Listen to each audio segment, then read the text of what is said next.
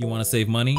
Well, this video is sponsored by Honey, one of the best browser extensions to save money at checkout for over 30,000 sites. The link will be down below. Do you dream to have a cool gaming setup but don't know where to start? Well, this video is meant for you. What's up guys, ProdiJay here, and this is the ultimate 10-tip guide to building a full budget gaming setup. Alright, without wasting any time, tip number 1, pick out a nice quality desk with enough space for your equipment and possible feature upgrades, which is why I would highly recommend buying an IKEA Lemon desk, which through the customization of the table sizes and choices of different table legs, you could buy a desk from a low price of $25 or get expensive and buy a desk from around $100. But to make it easy for you guys, I'm just going to leave a link down below to their table combination page where you can pick a desk that you like and choose the ideal color combination that you would want for your setup. And buying a desk from IKEA is one of the best choices because you have the option to mix and match different parts with each other, and you can upgrade your desk in the future from either changing out the tabletop or even adding in an office drawer stand. But by the off chance that you don't really want to buy an IKEA desk, I will be linking down below 2 links for 2 different desks from Amazon. But trust me, the best deal of a desk is one from IKEA. Moving on to tip number 2, now that you got a desk, you're going to need a comfy chair because everyone knows that a good chair will make you play good like ninja.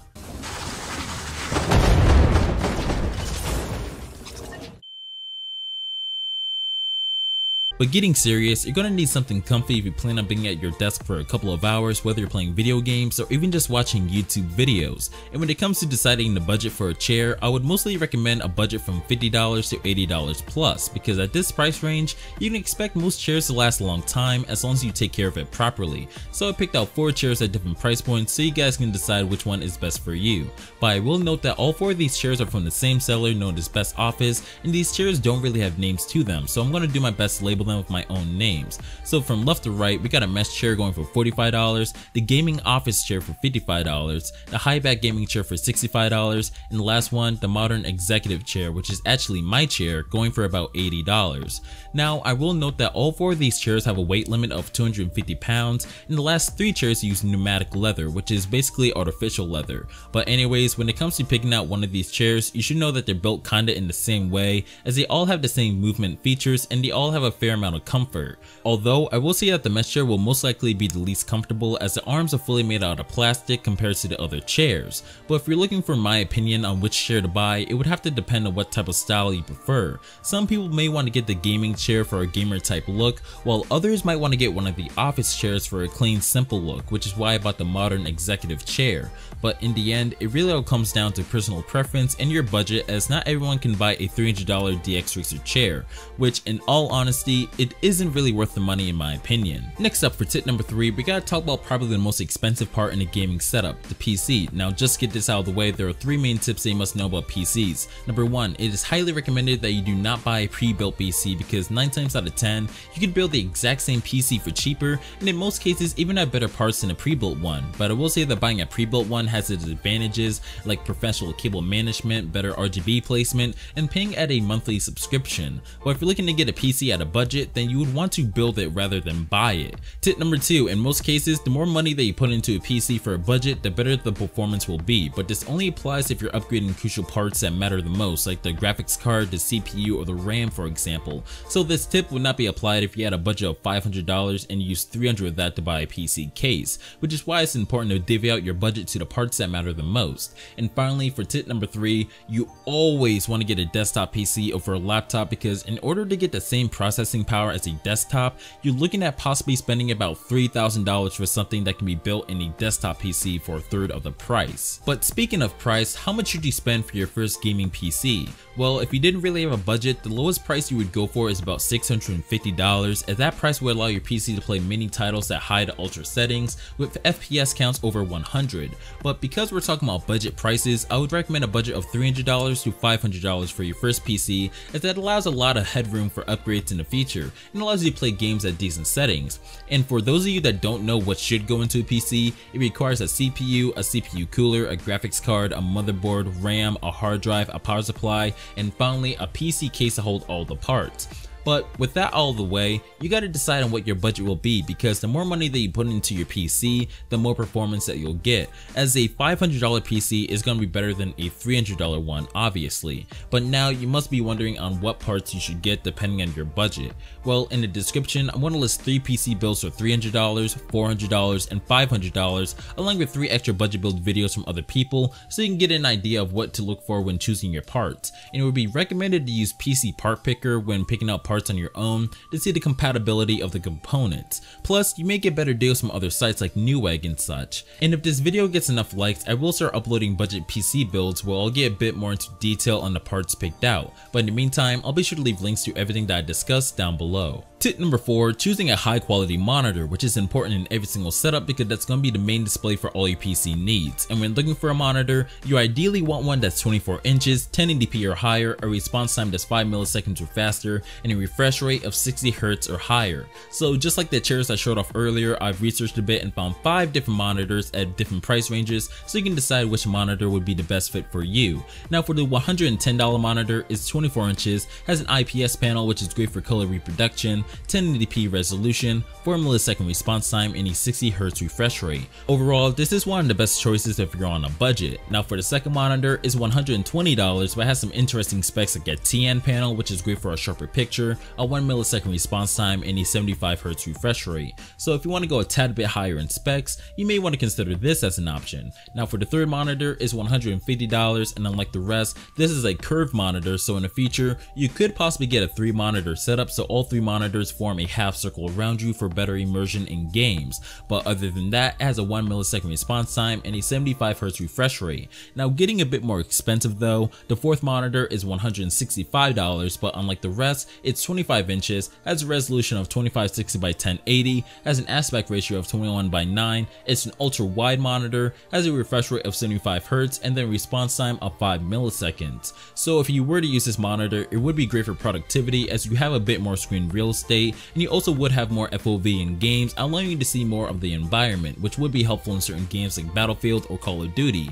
And then finally, for the fifth monitor I chose, it's $180, 24 inches, 1080p resolution, has a 1 millisecond response time, a refresh rate of 144 Hz, and then finally it has G-Sync for NVIDIA graphics cards. So if you're looking for a beefy monitor to basically keep for a super long time, then this one may be the one for you. And before I move on to the next piece of equipment, you guys must know that depending on the monitor that you choose, you're going to need a good PC to kind of match its specs, as a super cheap PC is not going to run smoothly on a 144 Hz monitor. And if you want to know more details on any of the monitors that I mentioned, the links will be down in the description. Now for tip number 5, you got to get a decent gaming keyboard. And when it comes to keyboards, there are a ton of options, but the most important route that you want to go is wired. And also when it comes to gaming keyboards, there are 2 types, mechanical and membrane keyboards, with the main difference in mechanical keyboards feeling more responsive with the keys, but it tends to be kind of loud, but membrane keyboards feel kind of softer and the keys tend to be quieter. So in the end, because I know there's going to be people who prefer one over the other, I picked out 5 options for keyboards, 2 of them being mechanical, 3 being membrane keyboards,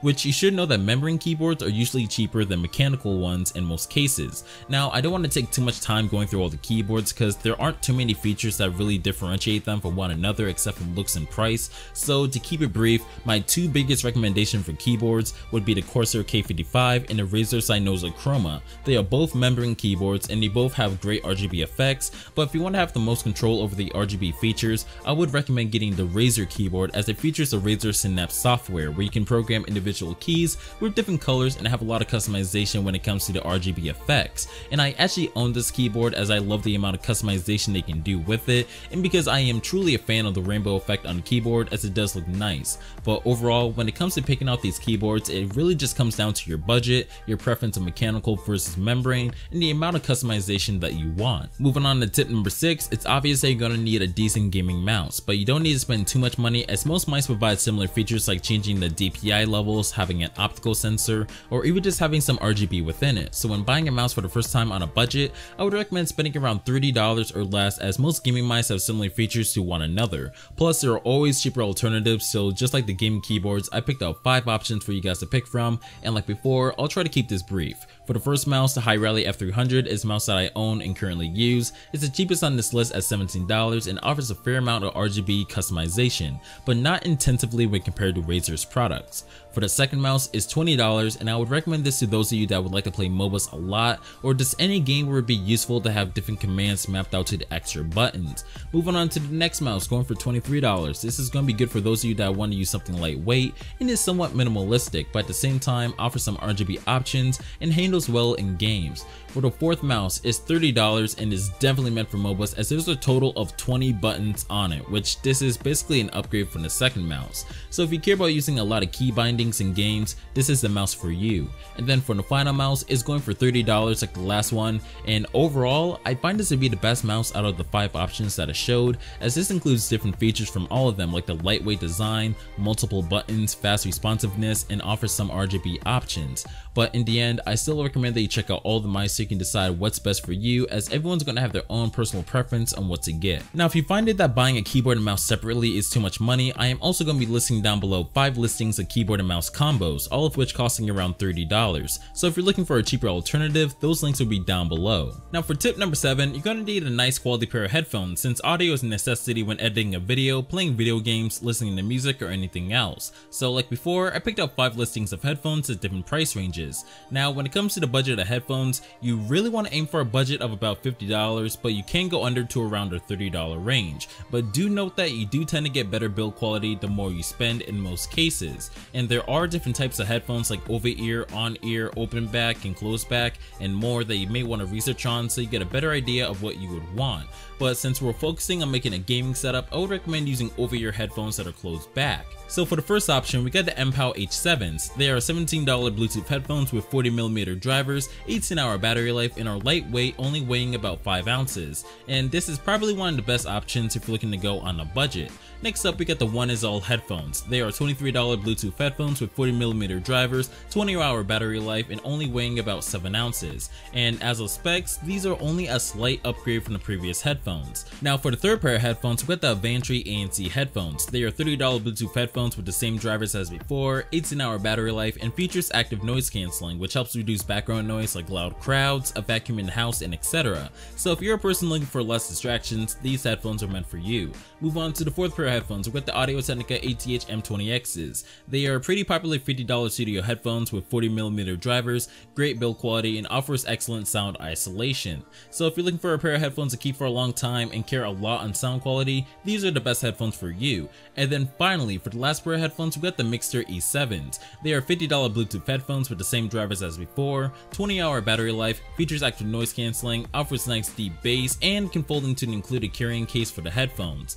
Overall, I recommend these headphones if you want something that has ANC technology and has a nice look to them, as I myself would prefer these headphones over the rest, as they do have a nice build design to them. But in the end, links will be down below for all the headphones that I mentioned. And just a quick side note, although most of these headphones are Bluetooth, you do have the option to go wired with them if you like. And I will also be leaving a link to a Bluetooth adapter so you guys can use these headphones with your PCs. Moving on to tip number 8, we all know that audio quality is important, but it's even more so when it comes to microphone quality, which you're definitely going to need a good microphone if you plan on playing online games, talking to friends over Discord, or even recording YouTube videos. So like before, you know the drill, I picked up 5 microphones at different price points for you guys to choose from. Starting off, we got the Samsung Go Mic. It's a $40 portable USB microphone that allows you to fold it and take it with you wherever you go. And you can switch between the cardioid and omnidirectional pickup patterns. Overall, this is the best mic if you plan on traveling a lot. Next up, we got the popular Blue Snowball. This is a $42 condenser microphone that is widely used by a lot of YouTubers, and this is pretty much one of the best entry-level microphones if you plan on doing YouTube,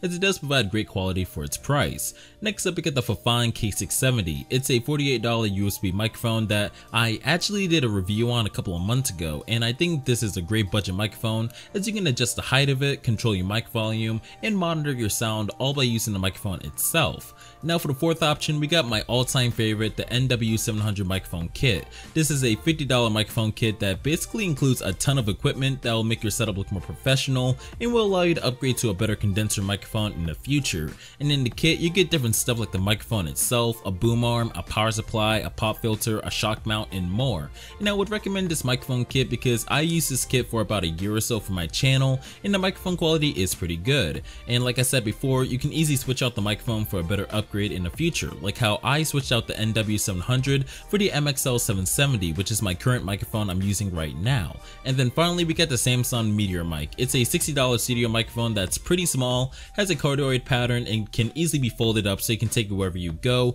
as it only requires a USB output. Now at this point, some of you guys may be wondering on how these microphones sound, as I do not own all of these. Well, in the description I will be leaving links to different microphone tests so you guys can hear the difference in audio quality between all 5 of these microphones. Now if you find it that buying a pair of headphones and a microphone separately is too much money, I am also going to be listing down below 5 listings of gaming headsets, all of which costing around $30 to $60. But I will say that I do not recommend getting a gaming headset because you can get more quality from buying a pair of headphones and a microphone separately. But if you're really looking for a cheaper alternative, those links will be down below. Next up, we got tip number 9, which is going to be important if you want your setup to look good, and that's lighting. And I know some people are going to say that there's no point in RGB lighting, but on the contrary, it makes a huge difference in the gaming setup. And there are a ton of different ways to add lighting to your setup. You could get a simple RGB light strip, get an RGB lamp if anything, or even get some RGB light bulbs so you can change the color of your room even more. And because there are a ton of options and choices for RGB lighting, I'm just going to list down below a fair amount of different RGB options to look at, but I will make sure to add their prices to the description as I'm making this video. And because there are a ton of different RGB products out there, especially from the wide assortment of RGB light strips, don't be afraid to do some digging on your own, because in most cases there could be a cheaper version of what you're looking for. Then finally we got tip number 10, you gotta style your setup with accessories. And this is one of the most important tips because a setup is gonna look boring unless you add some type of style and personality to it. And if you see my video on how to improve your gaming setup, I've mentioned a couple of things that you could add, and this could range from adding framed posters to your walls, adding unique tech that stands out, maybe getting a couple of pop vinyls that show your interest, or you could even get a couple of fake plants just to add a bit of life to your setup despite them not being alive. And also, suppose you have a certain collection of something in your room, you could also show that collection in your gaming setup, which for me, I actually have a collection of all my GFuel tubs on my desk just to show that I love GFuel. And your collection could be anything really, whether it's a collection of pop vinyls, maybe a collection of retro games, or just a collection of something you truly love. It really doesn't matter as long as you have a certain theme for your setup and make sure that there's some type of personality within it. But overall, there are still a lot more ways to add style and personality to a setup that I have not mentioned, because when it comes to style and personality, there's an infinite amount of ideas that can happen. But if you're interested in adding some style and personality to your setup, I'll be sure to link down below some products that might interest you guys. But after going over all that, that'll be the end of my ultimate 10-tip guide to build a full budget gaming setup, which, looking back through all the tips that I said and the multiple options that I give you guys for products, I'm sure that this video will help you out in building up your gaming setup, whether you're just starting out or even near the end to fully completing your setup. And if you find yourself not being able to afford some items you may want, I would highly recommend that you make a list of all those things, figure out the cost of each item, and then figure out which item would be the most important to work towards. But at the end of the day, this is a budget video, so that means that we gotta save money. And there's no better way to save money than using Honey, which is today's sponsor. Honey is a free browser extension that automatically finds and applies coupon codes at checkout for over 30,000 shopping sites. And these sites range from Amazon, Target, Best Buy, and way more. And this extension is completely free and only takes 2 to 3 clicks to install into your browser. So if you're looking to save more money while shopping for setup equipment, you can download Honey using the link in the description. But to wrap it up, I made this video because I get a lot of comments and messages about people wanting to have a gaming setup but don't know where to start and they want to go on a budget. So hopefully this video can help you guys out in deciding on what things to get. And I do want to say that this video is not going to be perfect for everyone, but I did try my best to make this video helpful to anyone looking to build a gaming setup. And this video did take me a long time to make, as I tried my best to pick out items that are pretty good value wise, and I wanted to make sure that people could have a nice selection to choose from depending on their budget. So it would mean a lot to me if you guys share this video with your friends and others, as I would very much appreciate it. But I hope you guys enjoyed the video. If so, drop a like and subscribe for more quality content like this, because I do love making budget type videos like this one. Also, if you guys can, comment down below what you really want for your setup, and this could be from a brand new PC to even just a simple pop vinyl. So leave your comments down below because I want to hear what you guys had to say, and because I do love responding to everyone's comments. Also, if you guys want to chat with me whenever I'm not making a video, I have a Discord server for my channel where I interact with my subscribers and answer any questions regarding YouTube or anything setup related. So if you want to come hang out, you can join my Discord in the description down below, which after this video, I will be hanging out in there to talk with everyone. But anyways guys, thanks for watching and be sure to have notifications on so you won't miss any of my videos. My name's ProdiJay, and as always, stay classy.